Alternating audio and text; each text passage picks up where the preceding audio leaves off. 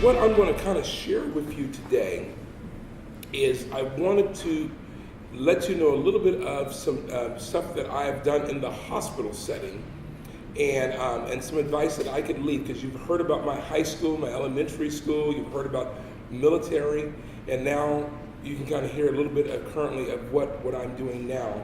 And I want to share with you a story that I think that really would make a difference to what you do also in your work. And one of the things that they will tell you at our hospital in Portland, they are so sick of me saying this, and I say it over and over and over and over, and that is all of us, what we do is sacred and holy work of what we do. And at times I know it doesn't seem that way. You know, we can get caught in the details, but when we really think about whatever job that we do, and that's what I'm teaching these young people that come through this program that I'm helping out with, is that the hospital is like a city. We cannot operate without all of us working together. And that's what really makes the difference. And what motivates me even more so in healthcare is that when I think of Jesus, and you read the scriptures, and whether you believe in the historical Jesus or the spiritual Jesus, there is one thing that no one can deny, and that is that he spent the majority of his time healing and helping people through healing. In fact, if you look at the listed miracles, 36 of them, 27 of those are related to healing and healthcare. And so if this is what Jesus did when he was on earth, what better work for us to do than to be in the sacred, holy work that we do? And once again, don't get caught in the details. Don't get caught in the weeds, and you can't see the forest because of the trees, because you're working on that project or you're doing that. No. But when it boils down to it, our goal is to help people the way that Jesus helped people. And I had to learn that in a very hard way recently. I will start off by sharing this. Let me just take you to the story of where I was at. One of the things that I do is that not only do I do rounding on the floors and in the hospital, but part of my job is mission integration, that I do rounding out in the community. And so I will be at synagogues, you name it, I'm out there visiting, connecting, anyone that I can find that has that same spirit that we want to help people. And so I was visiting this Jewish synagogue and their rabbi, and I noticed on the wall, the rabbi had a quote, and it simply said, "God is always talking, but we are not always listening." And for whatever strange reason, that just stood in the back of my mind. I just couldn't shake that thought.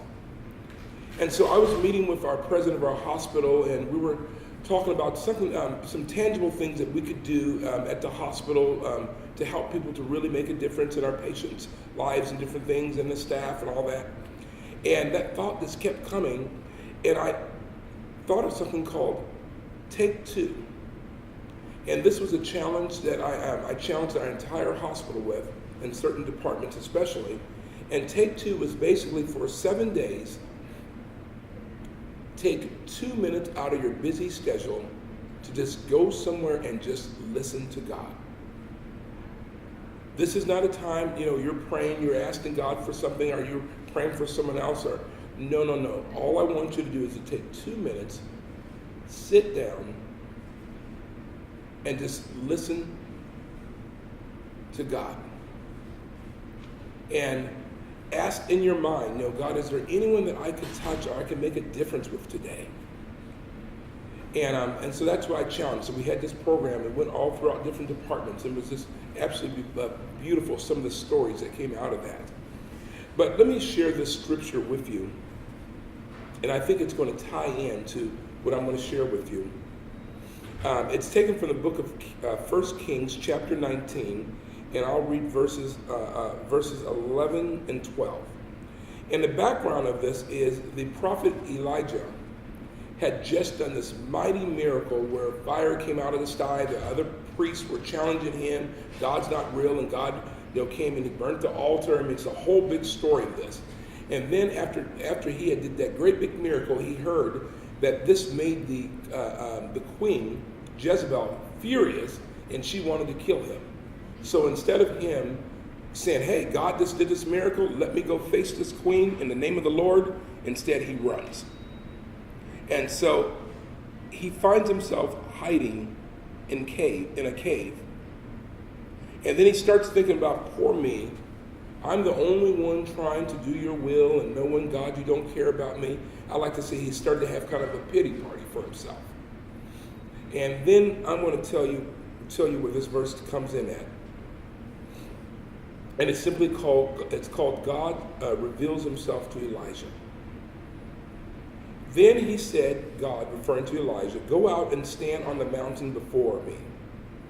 And behold, the Lord passed by, and a great and strong wind tore into the mountains and broke the rocks into pieces. But the Lord was not in the wind. But the Lord came again, and there was an earthquake. But the Lord was not in the earthquake. And after the earthquake, a fire. But the Lord was not in the fire. And after the fire, a still small voice. So when Elijah heard that still voice, he wrapped his face in a mantle and went out and stood before the presence of the Lord. So it's amazing that God was not in the earthquake, the fire, all this stuff, but instead he was in that still small voice. And friends, I believe that still small voice is still here with us today. And that's why I think it's so important to take 2 minutes. And I challenge you to do this. Take 2 minutes every single day for the next week or so and just say, Lord, how can I make a difference? Is there someone that you want to bring across my path today that I could do something different in their life? And so we started doing this at the hospital, and we started going to the different departments and getting stories from this. And people were giving all types of amazing stories. And I can't believe my coworker, I was quiet for 2 minutes, and the Lord just told me, go and talk to my coworker. And I always talk to her, and this one person said, but something that still small voice said, go and talk to her. And I went over, she said, and talked to her, and then she just opened up and started saying some stuff that was going on in her family, and I was able to help and different things. She said, I'm so glad I just took that time to just listen to that small voice. And so the stories were just coming in all over. And so they decided that they wanted to stretch it out for the month there, some of the different departments. And this is what was happening. Once again, people were just stopping, pausing, listening. And I'll be honest with you that I was doing good the very first 6 days. And then after that, I had to go on a trip somewhere, and I came back and I got caught up. I mean, it was just a mess. And then, so I'll be honest with you, I got to the point that I wasn't doing it, but I'm out taking stories and hearing everybody else stuff. And so I remember I had a meeting across the street. We have another office building in our area. And so I was going to be meeting with the CEO of the region. And so I thought, well, you know what? I've been out of town. My emails are out of control. And in fact, my emails had emails, to be honest with you. And so I just got to get this stuff. It's getting out of control. So I asked my assistant, I said, I need you to do me a favor. I need you to schedule a meeting for me 1 hour before I really need to be there. And I'm going to bring my computer. I'm just going to sit there and just start trying to get this stuff together. And so she said, okay, Terry, go ahead. I'll set it up. And so I'll never forget, I'm then rushing to go to the pre-meeting to wait. I'm running down the hallway almost. And one of our persons from our environmental services, his name is Emmanuel, and Emmanuel says, Chaplain, slow down, man. Slow down. I said, is that obvious? He said, yeah, man, look, you're in a military march right now. I said, you're right. And so I'll never forget, I'm about to go, and this is the fastest way across that I could do this. And so I do slow down like he said, but then, friends, I just started feeling a little guilty of that. Terry, you haven't even taken time to spend 2 minutes to try to listen to God today. Here you are, what a hypocrite. Here you are having everyone else do this, and you're running, and people are slowing you down. You're not even practicing what you're preaching. So I decided that, you know what, I'm going to take 2 minutes, I'm going to go to the chapel. And so I go over to our little chapel, and I said, Lord, I know I have an hour or whatever before my other meeting, but let me just take some time, just 2 minutes. And I just sat there. And once again, I just said, God, if there's anyone that I can make a difference to today. Sat there 2 minutes. And the 2 minutes, sometimes it seems like it will go so long. And then I remember I got up, and then I was about to go again. And there's a long way and a short way to go to the office building. And so I started going back to the short way again, and this time walking a little bit slower. But then, friends, I can't explain to you. A still small voice said, Terry, take the long way. And I remember thinking, why, I'm already. And it seemed like the more I walked to go the quick way, the stronger I had the impression to go back the other way. So I went back the other way. And I'm about to go through the door to cross over to the hospital. And friends, I can't explain it, but other than that something said, once again, go into the cardiac unit. I could just feel it. And I know when, if I'm in my busy mode, I don't take time, I don't feel any of that stuff, but I just really felt that I needed to do this. And I'm thinking, man, I'm already going to be, all the early time I had set up, it's eating away, more and more of it now. And so I started to go out the door, and once again, it was just such a strong feeling. So I turn around, I go into the cardio unit, and as soon as I walk in, the nurse there at the desk, she looks at me and goes, oh my goodness. Her face is almost as wide as it goes. She said, how do you know to come here? We were just wondering. I said, what's wrong? She says, we were just wondering what to do. We're about to call your office or have someone bring a chaplain down. We just had a situation that just happened.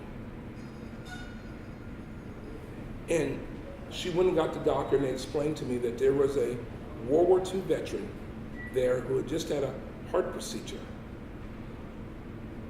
But what had happened is that his wife had been with him the whole time. And she had just been so tired because she's in her 80s. And so they talked her into just going home and resting while he's having the surgery, and then just come back when he's done. So she went home to rest. She fell out there at the house. They brought her back to the ER, and she had just died in the ER. And has just woken up from surgery. And they're wondering how they're going to tell this guy this. And his kids, they don't live in the area. It was just him and his wife. And then, Terry, you walked in here. Just as the words were coming out of our mouth, what are we going to do? How do we tell this guy who's been married over 65 years that he's drowsy coming out of surgery?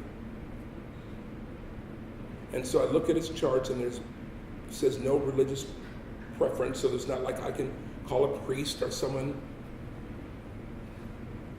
And so I simply go in the room, introduce myself, and I ask, can I just pull up a chair to sit with you? And then I only can say that God gave me the right words to be able to tell him what had happened. And he reacted as anyone would do if they're married. And then he started just opening up. He says, you know, I don't like this God. And then he shared with me that he had not been into a church. In fact, even when he married his wife, he refused to do it in a church. He says, I'll tell you why. He says, my best friend and I were both drafted from Iowa during the war. And we went out to combat, and right next to me, my best friend gets shot. And I prayed to God, God, don't let him die. I will become a minister. If you'll just make him live, I will do anything, dear God. He says, I pleaded with God, and he died. And from that moment on, I don't trust God. I don't want to talk about God. And then I was able to just talk to him a little bit more. Then I'll never forget, he asked, he says, I just don't understand, if there is a God, why would he let stuff like this happen? And then I do what chaplains do, and we started processing what he's going through and this and that, and he started asking me more questions and different things. And I ended up staying there almost 2 hours with him. I even missed the meeting with the CEO because I felt that this is more important. And he sat there and he cried and he reached out and he held my hand. It was just a real moving experience, what took place there. Now let me fast forward. His son comes into town, and his son and his kids and his wife, all that stuff, they all come into town, and they're going to get ready for the funeral for the mom. I get a phone call from the son, and the son says, I don't know who you are, but this doesn't even make sense. My dad wants you to come to the funeral of my mom, and he wants you to say a few words and to say a prayer. And he wants you to sit next to him. He says, I'm not saying my dad's prejudiced or anything, but for my dad to ask for a black minister to come sit next to him, he says, this is the craziest thing I've ever heard. I said, I don't know. And so I go to that service, and the father is holding my hand the entire time that I'm sitting down. And do you know, to this day, he ended up moving to go live with his son, that he calls around once a month. We'll get a phone call, and he'll call, hey, just checking in on you. And I thought, how many other missed opportunities have I had where I work at? Because I am so busy with my emails, I'm so busy doing this and that. And all it took was me to just simply slow down just a little bit. I'm just hear what God was going to tell me to do. Maybe there's someone in the elevator that you're riding with, and that still small voice will tell you, just say something to them. Go a little way different. Maybe it's a coworker. I don't know who it is. But I just want to leave here to end this whole program with is to remind you once again that you work in sacred, holy work. And so take time, try it. Take time to pause. Don't let your work as work and that work get so busy that you forget the essence of why we're even here. And I promise you that there are some of you right here are going to have those still small voice stories. And next time I come, and you're going to share with me. And I know you've already had them, but I think that we can probably have a lot more of them than what we normally have if we take time. Let's pray. Dear God, once again, I thank you so much for the many blessings that you give each and every one of us. And Lord, as I said at the very beginning of this week, that I do not believe that things with you happen by accident. Lord, I believe you brought me here to Lodi for a reason and for a purpose. And Lord, I'm excited because I know that there is going to come a time that I'm going to be sitting down, possibly listening to some of the stories of my friends here, of different things that you've done in the past and stuff that you're going to do in the future. In your name we pray. Amen.